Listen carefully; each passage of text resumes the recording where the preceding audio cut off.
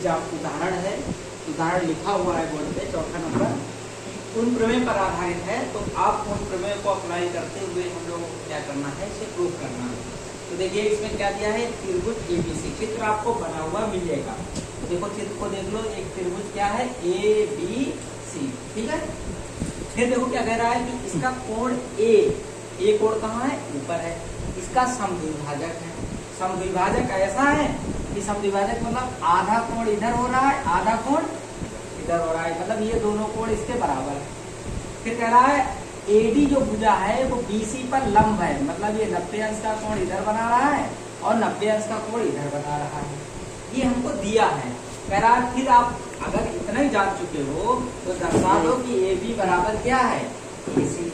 तो सबसे पहले हमें क्या करना पड़ेगा, हमारे दो त्रिभुज बन गए। एक त्रिभुज क्या बन गया है, ए बी डी बन गया है। दूसरा त्रिभुज क्या बन गया है, ए सी डी बन गया है। इन दोनों त्रिभुजों को अगर हमें सर्वांशम प्रूव कर दूं तो ये ए बी भुजा है वो ए सी भुजा के बराबर हो जाएगी, तभी तो समद्विबाहु त्रिभुज होगा, तभी तो बनेगा समद्विबाहु त्रिभुज। तो कहने का मतलब पहले क्या करते हैं, इन त्रिभुजों को लेते हैं, क्या करेंगे, हाउला हल।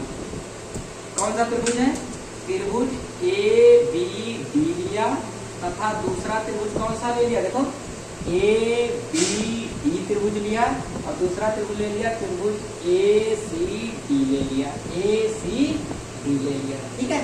दो त्रिभुज बन गए। तो अगर काटना चाहो तो इधर वाला त्रिभुज अलग हो जाएगा, इधर वाला त्रिभुज अलग हो जाएगा। आइए अब चेक करते हैं इसमें कौन कौन सी चीज बराबर है।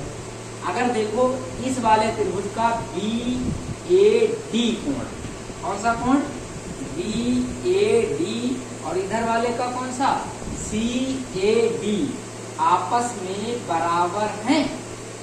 क्यों बराबर है, क्योंकि ए के समद्विभाजक खींचा गया, ए का समद्विभाजक क्या खींचा गया, ए डी पर बीसी लंब, तो ये बराबर कोण कहलाए। ये बात हमको दी है, क्या है ये, दिया है।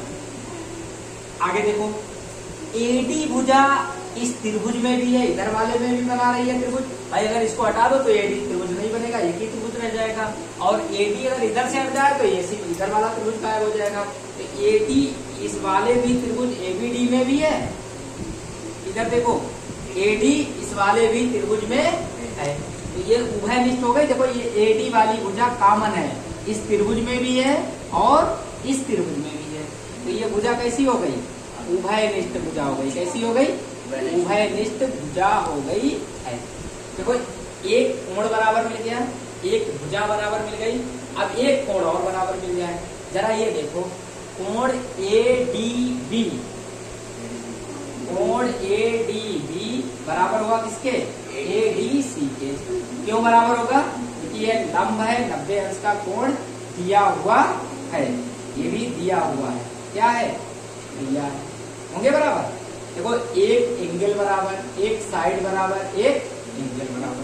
तो किस रूल, कौन सा रूल लग रहा है, त्रिभुज ए बी डी सर्वांगसम हो गए किसके, ए सी डी के, किस रूल से, ए यस ए सर्वांगसमता नियम से, सर्वांगसमता नियम से हो गए बराबर।